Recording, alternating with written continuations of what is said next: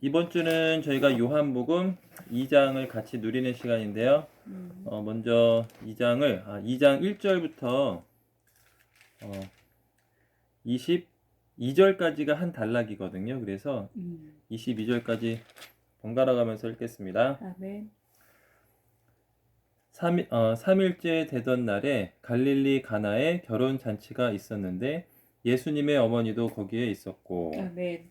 예수님과 그분의 제자들도 그 결혼잔치에 초대받았다. 아멘. 포도주가 떨어지자 예수님의 어머니가 예수님께 그들에게 포도주가 없습니다 라고 말하니, 예수님께서 말씀하셨다. 여인이여, 그것이 나와 무슨 상관이 있습니까?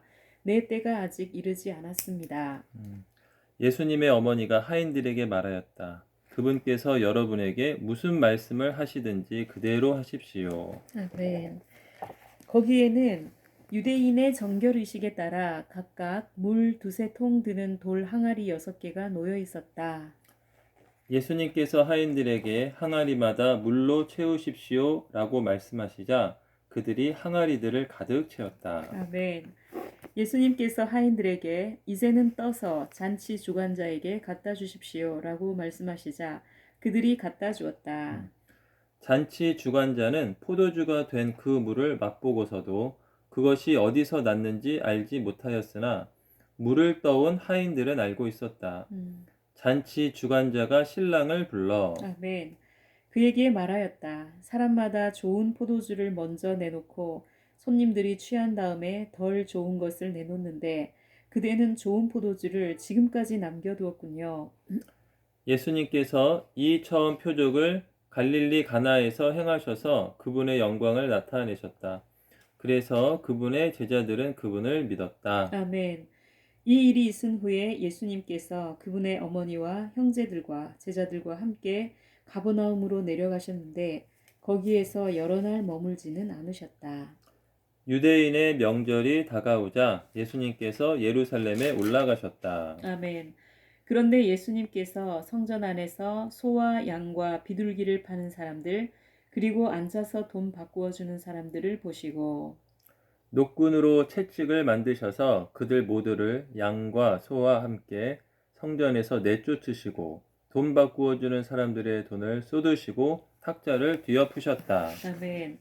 그리고 예수님께서 비둘기를 파는 사람들에게 이것들을 여기서 가져가십시오. 나의 아버지의 집을 장사하는 집으로 만들지 마십시오. 라고 말씀하시니 제자들이 주님의 집에 대한 열정이 나를 삼킬 것입니다 라고 기록된 말씀을 기억하였다. 아멘. 그때의 유대인들이 예수님께 그대가 이러한 일들을 행하고 있는데 우리에게 보여줄 무슨 표적이라도 있습니까? 라고 물으니 예수님께서 대답하셨다. 여러분이 이 성전을 허십시오. 그러면 내가 3일 만에 다시 세울 것입니다. 아멘. 그러자 유대인들이 말하였다. 이 성전은 46년이나 걸려 건축된 것인데 그대가 이것을 3일 만에 다시 세우겠다는 것입니까? 그러자 예수님은 자신의 몸이 성전이라는 것을 말씀하신 것이었다. 그러므로 예수님께서 죽은 사람들 가운데서 살아나셨을 때에 제자들은 그분께서 하신 이 말씀을 기억하고 성경과 예수님께서 하신 말씀을 믿었다. 아멘. 아멘. 저희가 지난번에 성경 10절씩 읽는 그 챌린지를 통해서 많이 우리가 누렸던 말씀인데요. 또 이렇게 한 주에 한 장씩도 이렇게 좀 더 깊이 이런 내용을 함께 다루겠습니다. 2장을 하기 전에 이제 1장에 대한 간략한 그 약간 요약 또 상기시키는 시간을 갖는다면요. 일단 이 요한복음 1장은 그 성경 전체에 대한 그 요약이라고 할 수 있어요. 그래서 성경이 66권으로 되어 있는데 첫 권이 창세기, 그리고 이제 마지막이 요한계시록으로 이렇게 마무리되잖아요. 그럼 성경의 시작은 태초에 하나님이 천지를 창조하시느니라. 그래서 창세기 시작은 하나님으로 시작을 해요. 그리고 이제 성경의 마지막 요한계시록 21장, 22장은 하나님만 계신 것이 아니라 하나님의 집, 하나님의 성, 새 예루살렘과 함께 계신 하나님으로 이렇게 끝나는 걸 볼 음. 수가 있어요. 마찬가지로 이제 요한복음 1장도 똑같거든요. 그래서 1장 1절에 보면은 태초에 말씀께서 계셨다. 그리고 이 말씀은 하나님과 함께 계셨고 곧 하나님이셨습니다. 그래서 태초에 말씀이 계셨고요. 그다음에 요한복음 1장 마지막 절 51절에 보면은 여기에 이제 야곱의 꿈을 배경으로 해서 야곱의 꿈이 바로 예수 그리스도를 통해서 성취될 거라는 것을 주님이 말씀하십니다. 그래서 요한복음 1장도 마찬가지로 말씀으로 태초에 계셨던 말씀, 하나님이신 말씀으로 시작해서 이제 하나님의 집으로 끝나고요. 그럼 어떻게 하나님께서 이 집을 얻어 가시는가? 이 요한복음 1장에 가장 핵심되는 그러한 중요한 사건이 있는데요. 그 첫 번째가 바로 창조입니다. 이 말씀을 통해서 만물을 창조하셨고 그게 이제 3절에 나오고요. 두 번째는 만물을 창조하신 이 말씀께서 14절에서 육체가 되어 이 땅에 오신 것입니다. 바로 주 예수님이시죠. 그리고 나서 이제 어린 양은 이 29절에 보면은 세상의 죄를 없애시는 하나님의 어린 양이십니다. 이것은 바로 주님이 십자가에서 죽으신 것을 상징하는 것, 의미하고 있거든요. 그리고 이제 32절에 보면은 바로 그 영께서 비둘기처럼 함께 계시는 모습이 나오는데요. 여기서 비둘기는 바로 부활 안에서 예수님이 생명 주는 영으로서 이제 성령으로서 또 믿는 이들에게 기름 바르시고 이 생명을 나누어 주시는 것을 상징해요. 아멘. 그럴 때 이제 그 다음에는 무엇이 있냐면 이제 베드로, 게바가 나옵니다. 즉 천연적인 흙이었던 사람이 바로 주 예수님을 믿음으로 죄가 용서받고 생명을 얻어서 이제 변화된 돌이 되는 거죠. 그리고 나서 이제 요한복음 1장 마지막에처럼 하나님의 집이 나옵니다. 집. 그래서 요한복음 1장은 간단하게 요약하면 태초에 말씀이 계셨고 그리고 이 말씀은 만물을 창조하셨고 그리고 이분이 바로 육체가 되어 이 땅에 오셨고 십자가에 못 박혀서 어린 양으로서 우리의 죄들을 다 끝내셨고 부활하셔서 비둘기 같은 생명을 주는 영으로서 이제 사람들을 찾아오십니다. 생명을 주십니다. 그래서 흙인 사람이 베드로, 돌로 변화되고 이 돌들은 결국에는 이제 다 건축되어서 하나님의 집으로 완결되는 것. 이것이 이제 성경 전체의 요약이고 요한복음 1장의 요약이고 또 요한복음 전체의 내용이 요약이라고 할 수 있거든요. 그래서 이렇게 좀 간략하게 이제 요한복음 1장을 한번 요약을 했고요. 이제 요한복음 이제 2장의 내용을 이제 들어가겠습니다. 아멘. 여기 문경수자매님은 요한복음 2장에서 뭘 좀 가장 인상 깊었던 게 뭐였는지 먼저 좀 말씀해 줄 수 있어요? 저는 요한복음에서 가장 인상 깊었다고 할 수 있는 부분은 우선 1절, 1절이요? 네, 1절 이 3일째 되던 날에 갈릴리 가나에 결혼 잔치가 있었는데 예수님의 어머니도 거기 있었고 이 절이 되게 중요하더라고요. 네. 보니까 일단 이제 요 2장의 그 내용이 2장에서 이제 주로 이렇게 다루고 있는 내용이 생명이 죽음을 생명으로 바꾸는 것. 그러한 것이 이제 이 장에 있는 내용의 핵심이라고 볼 수 있는데요. 아멘. 3일째 되던 날, 3일째라고 하면 보통 이제 예수님께서 죽고 부활하신 날이 3일째 되는 날이었잖아요. 그래서 사실 이 3일째 되는 날이 의미하는 바는 주님의 부활의 날을 의미하더라고요. 그래서 이 부활의 날에 주님이 오셨어요. 어디에 오셨냐면 갈릴리 가나에 오셨어요. 이 갈릴리는 멸시받는 곳이라고 얘기를 하잖아요.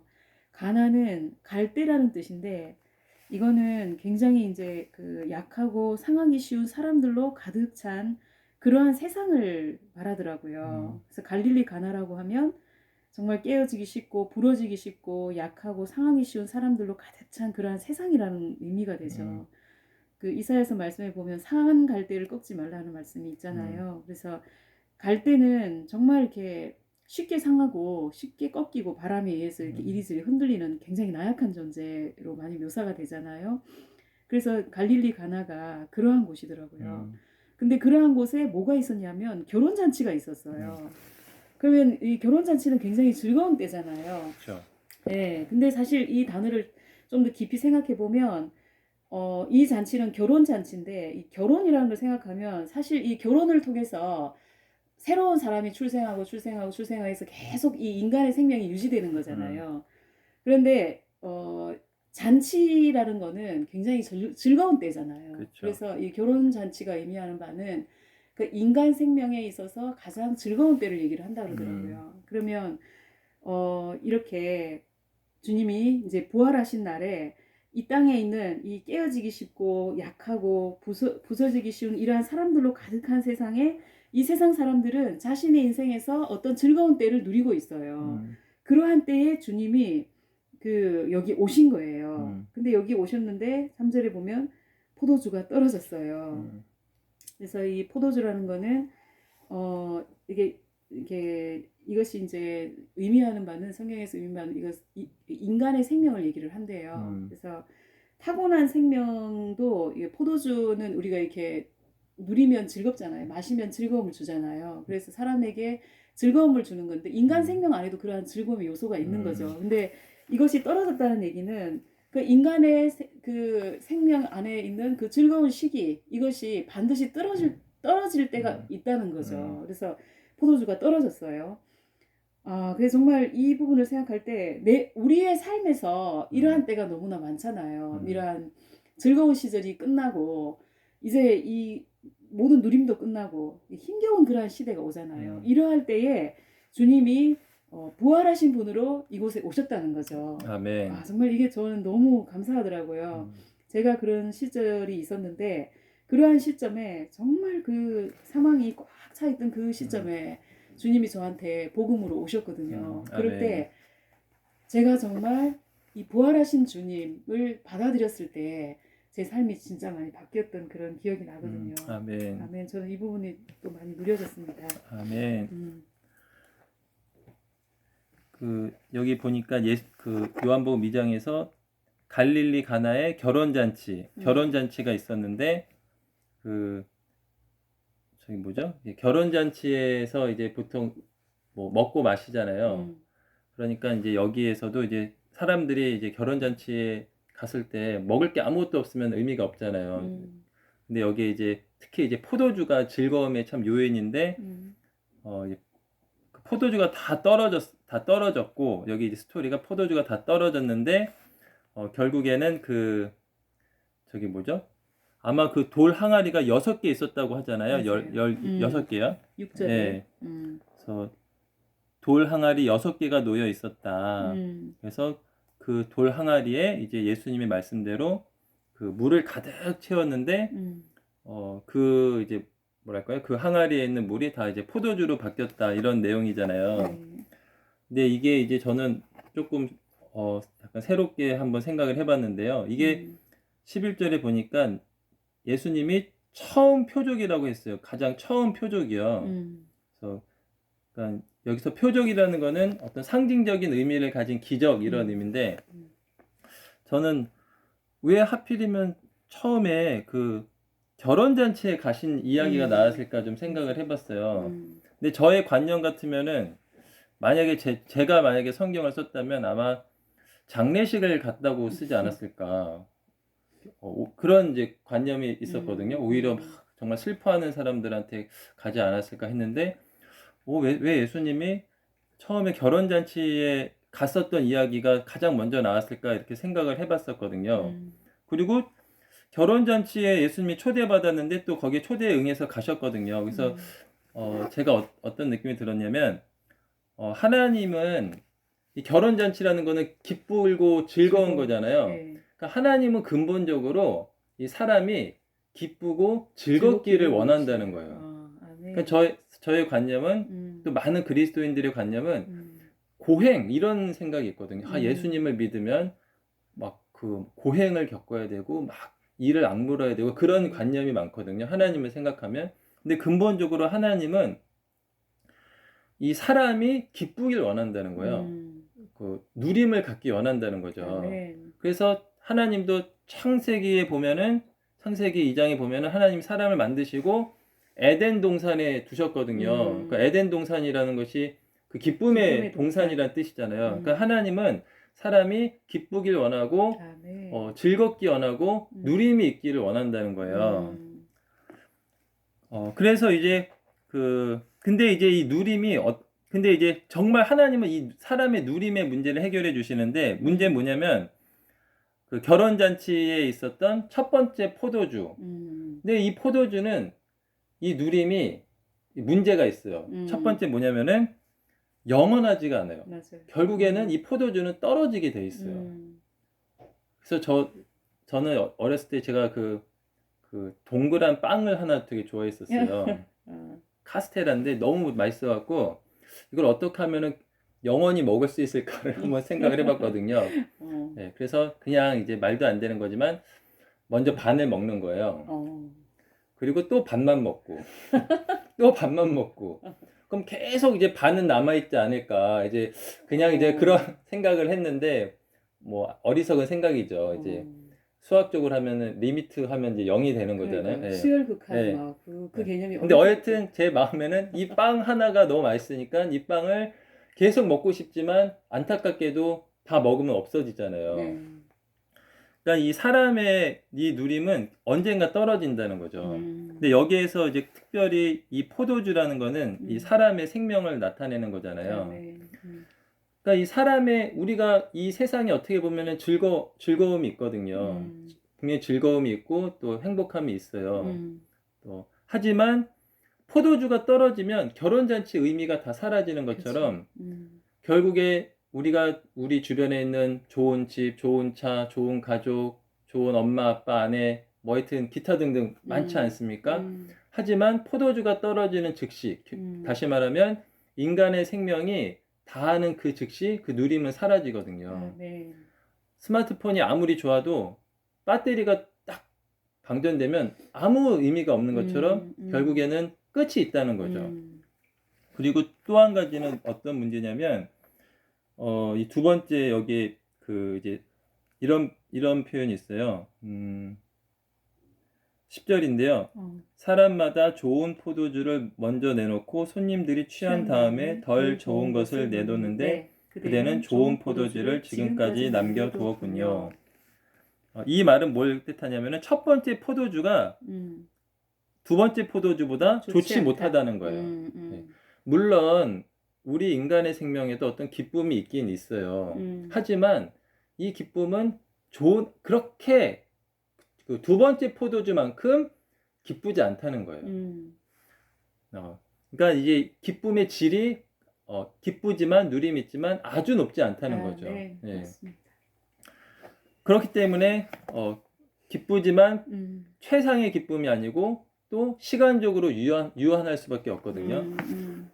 그리고 이제 문제는 뭐냐면은 결국에는 그 돌 항아리가 6개잖아요. 6개. 근데 이 6개는 6은 성경에서 사람의 숫자거든요.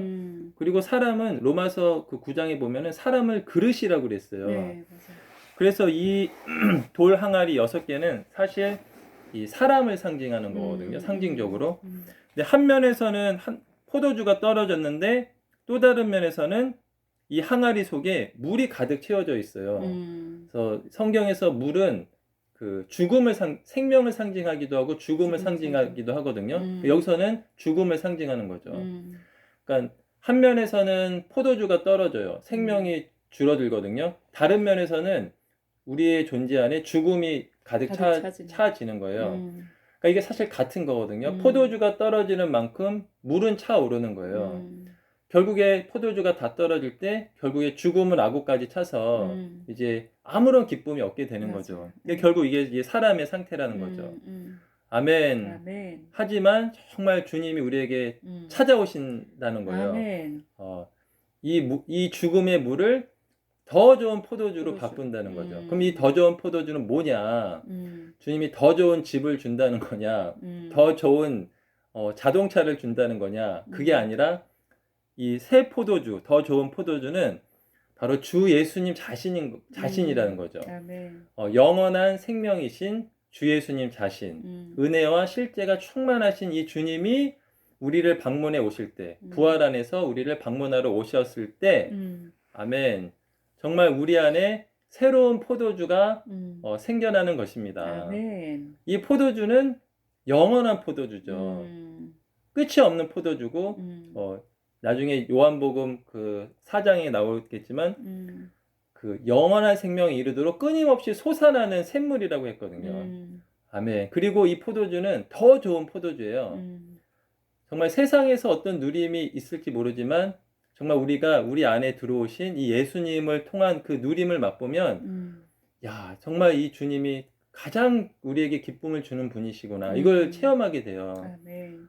그래서 정말 하나님은 이 사람이 정말 이러한 생명의 변화를 생명의 전환이라고 해야 될까요? 이것을 정말 체험하기 원한다는 걸 느꼈거든요.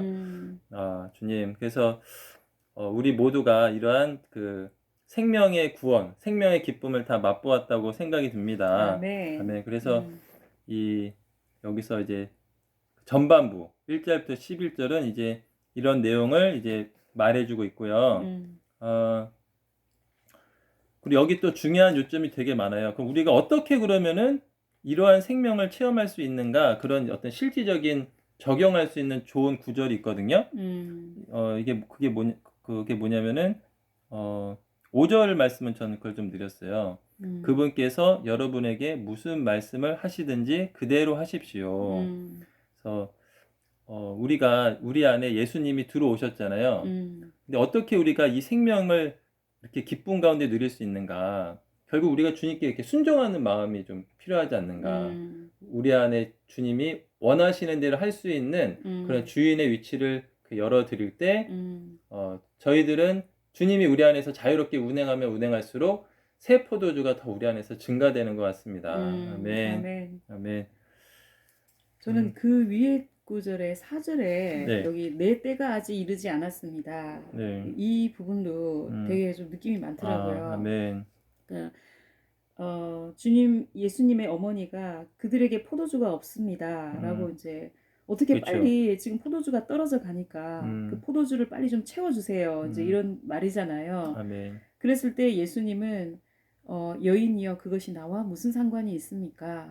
내 때가 아직 이르지 않았습니다. 그러니까 내가 그것을 할 수 있도록 할 때가 있다는 거잖아요. 그러니까 주님은 사람은 이것이 빨리 해결되길 원하고 빨리 이 문제가 처리돼서 내가 좀 더 해방되고 자유롭게 되길 원하지만 주님은 내 때가 아직 이르지 않았습니다 라고 얘기하시더라고요. 아멘. 그래서 지금 이 사례에서는 이 죽음의 상태가 표면에 드러날 때까지 주님이 아직 기다리셔야 되더라고요. 왜냐하면 사람이 자기가 아직 충분히 그런 이렇게 죽음의 느낌이 많지 않을 때는 잘 모르잖아요. 맞아요. 주님의 필요도 잘 모르거든요. 그리고 이러한 자신이 갖고 있는 생명과 주님이 우리에게 주실 그 나중에 더 좋은 포도주, 이 새 생명이 차이가 뭔지 잘 몰라요. 맞아요. 그런데 아까 여기 말한 것처럼 항아리마다 물로 채우십시오 해서 물로 가득 채워졌을 때 사실 그거는 이제 사망의 상태가 가득 찬 거잖아요. 아멘. 그 아기까지 가득 차서 막 사망이 넘쳐 흘러요. 맞아요. 그 우리를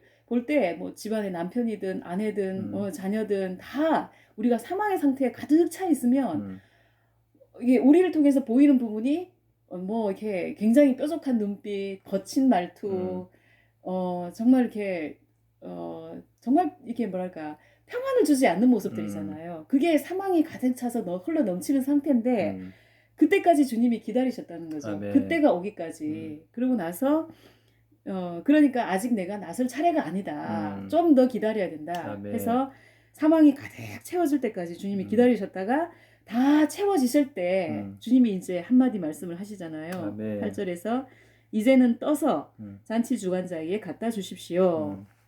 그래서 이제는. 주님의 말씀, 아까 흔들님 말씀하신 대로 그분께서 여러분에게 무슨 말씀을 하시든지 그대로 하라 그랬잖아요. 그러니까 네. 주님이 이제 그 물을 생명으로 바꾸신 거죠. 맞아요. 예, 아멘. 이렇게 그냥 죽음의 물이었던 그 물이 정말 좋은 포도주로 바뀌신 거예요. 주님이 이 시점에서 그걸 변하게 하신 거잖아요. 아멘. 그래서 그 포도주는 정말 그 첫 번째 포도주보다 훨씬 나은 포도주이고, 포도주가 이렇게 떨어져 보니까 새로 온 포도주가 훨씬 더 낫다라는 것이 비교가 되고, 또 약간의 시간 차이가 있잖아요. 포도주를 못 아멘. 누렸을 때, 그 기쁨이 없어졌을 때 그 쓰라린 맛을 알잖아요. 그럴 때 이 더 좋은 포도주를 받아들였을 때 그 기쁨. 얼마나 그 기쁨이 클지. 네. 아멘. 이게 정말 주님이 지혜로우시다. 아멘. 바로 이것을 해주지 않으시고 기다렸다가 해주시는 것이 그것이 더 우리에게 큰 기쁨을 누리게 하도록 하신 것이라는 느낌이 듭니다. 아멘. 맞습니다. 할렐루야. 그 다음에 이제 저희가 이제 11절까지 그 생명의 원칙, 바로 예수님이 죽음을 생명으로 바꾸시려고 우리에게 오신다는 그 놀라운 걸 봤고요. 그 다음에 12절부터 22절은 이제 또 다른 이야기가 나오거든요. 첫 번째는 혼인잔치에서 그 물을 포도주로 바꾸신 기적. 이 두 번째는 그 하나님의 집을 깨끗하게 하시는 그 이제 이야기가 나와요. 그래서 6월절에 예수님이 예루살렘에 올라가셨어요. 그러니까 유대인의 6월절은 모든 유대인들이 다 그 하나님의 성전에 올라가서 그 하나님 앞에서 그러한 그 잔치를 누리는 그런 기간이었거든요. 그래서 예수님도 하나님의 명령에 따라서 예루살렘에 있는 성전, 하나님의 집에 딱 올라갔어요. 하나님의 집인 성전에 가셨는데, 성전에는 하나님의 집이니까 하나님이 충만해야 되잖아요. 근데 딱 보니까 하나님의 집 안에 소, 양, 비둘기를 파는 사람들, 그리고 앉아서 돈 바꿔주는 사람들을 본 거예요. 이게 하나의 그냥 배경지식으로, 원래는 직접 이스라엘 백성들이 소와 양과 비둘기를 가지고 와서 이것을 제물로 드려야 했거든요. 자신 것을 네. 가지고 와서. 근데 이제 가져오기가 힘들잖아요. 그 먼 길을. 그러니까 돈을 가지고 오면 그 돈을 가지고 이제 아마 소와 양을 거기서 사서 아마 그걸 제물로 드리고 막 했나 봐요. 그러니까 이걸 또 장사로 해서 팔고 돈 버는 사람이 있었을 거 아니에요. 그러니까 이게 완전히 이제 그 형식적으로 바뀐 거죠. 하나님께 제물을 드리는 게.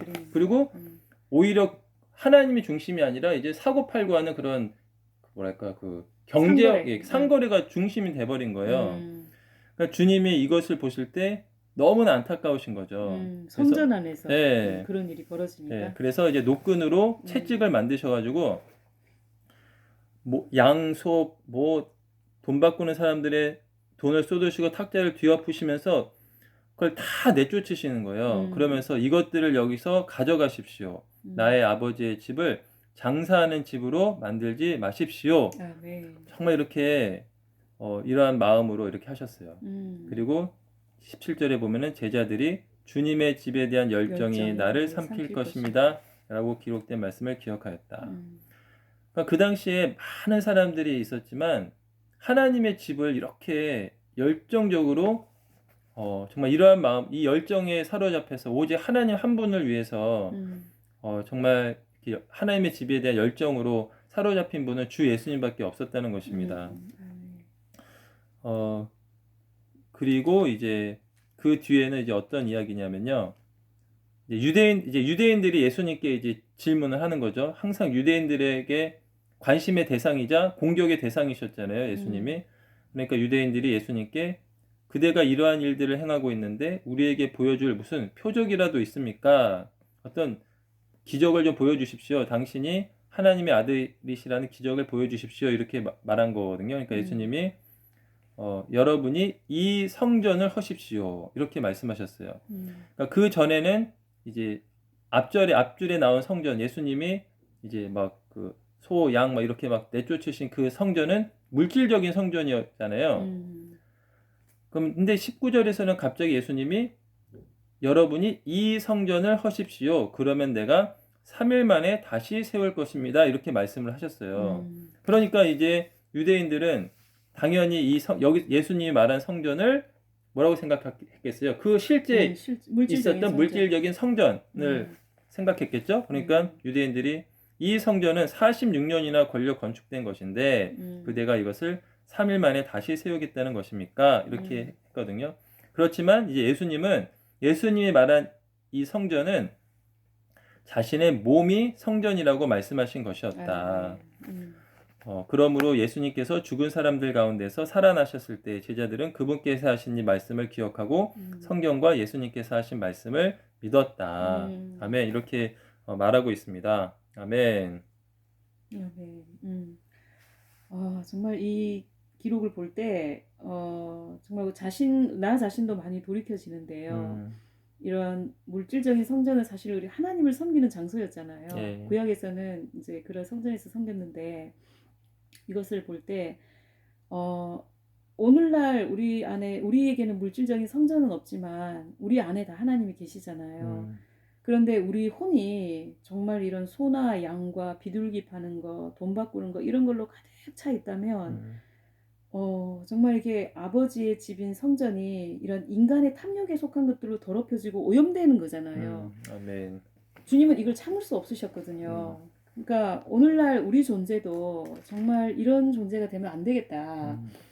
노끈으로 채찍을 만드셔서 이렇게 막 쫓아내셨다고 얘기하잖아요. 아멘. 네, 그래서 정말 주님이 우리 안에 이러한 부분이 있다면 이런 것들을 좀 이렇게 쫓아내시고 아까 여기 상도 뒤집어 엎으시고 돈도 쏟으시고 정말 이런 일들을 행하셔서 성전을 정결케 하신 것처럼 우리 존재도 정말 정결케 되기를 바라는 그런 마음이 많이 들고요. 아멘. 주님의 아픈 마음이 좀 느껴져요. 이걸 볼 때. 그리고 지금 좀 전에 얘기하신 것처럼 이 3일 만에 이 성전을 헐면 내가 3일 만에 세운다 할 때 자신의 몸이 성전이라고 얘기했잖아요. 아직 주님은 이 사람들에 의해서 죽임당하지 않으셨지만 이미 아신 것 같아요. 이 성전을 너희들이 분명히 헐 것이다. 그렇지만 나는 3일 만에 다시 세울 것이다. 이렇게 얘기하시는 거잖아요. 그래서 정말 유대인을 포함해서 이 땅에 있던 로마 정권이나 이런 사람들이 예수님에게 유죄 판결을 내리고 이렇게 죽일 때 사실 이것은 대적이 하는 일이잖아요. 이 땅에 주님의 뜻이 이루어지지 못하게 하는 그거를 막으려고 하는 대적의 손상이잖아요. 아멘. 근데 이 한 사람의 몸을 없애면 대적은 하나님은 더 이상 길이 없을 거다 생각을 했지만 사실 주님은 뭐라고 얘기했냐면 3일 만에 다시 세울 거라고 얘기를 하셨잖아요. 아멘. 그들은 십자가에 주님을 못 박을 것이지만 나는 3일 만에 다시 살아날 것이다.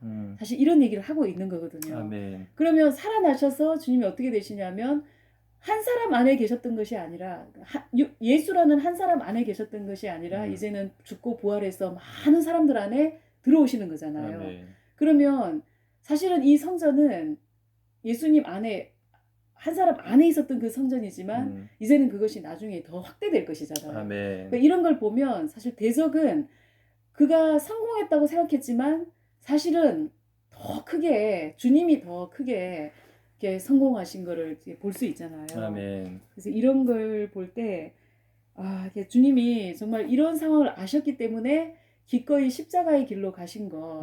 대적이 비록 그렇게 주님을 이렇게 파괴하려고 해도 담대히 자신을 그 상황 안에 맡겼지만 결국 어떻게 될 거라는 걸 아셨기 때문에 주님은 담대히 그 길로 가셨을 수 있었던 것 같아요. 아멘. 이런 걸 볼 때 너무나 감상이 되고 누림이 됩니다. 아멘. 여기에 이제 성전이 하나님의 집이라고 할 수 있잖아요. 그렇죠? 구약에 있는 이스라엘 백성의 중심에는 항상 하나님의 집 성전이 있었잖아요.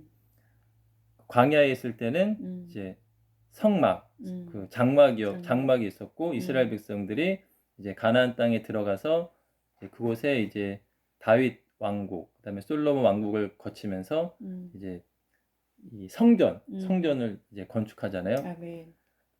근데 저희가 이제 요번에 결정 연구에서도 많이 누렸는데 이 구약에 있었던 이 물질적인 성전은 사실 이제 하나님이 정말 원하는 그러한 것이 아니라 이것은 하나의 이제 상징적인 의미가 있는 거잖아요. 하나님이 진짜 원하는 그분의 안식처로 삼을 성전은 바로 이제 사람인 거죠, 사람. 예. 그래서 첫 번째로 그러면 하나님의 성전이었었던 분은 바로 그 주 예수님 자신이었잖아요. 아, 네, 맞습니다. 그래서 요한복음 1장 14절에서도 그 동일한 내용이 나오더라고요. 네. 그래서 말씀께서 육체가 되시어 우리 가운데 장막을 치시니 은혜와 실제가 충만하였다.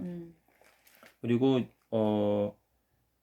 21절에서는 예수님은 자신의 몸이 성전이라는 것을 말씀하신 것이었다.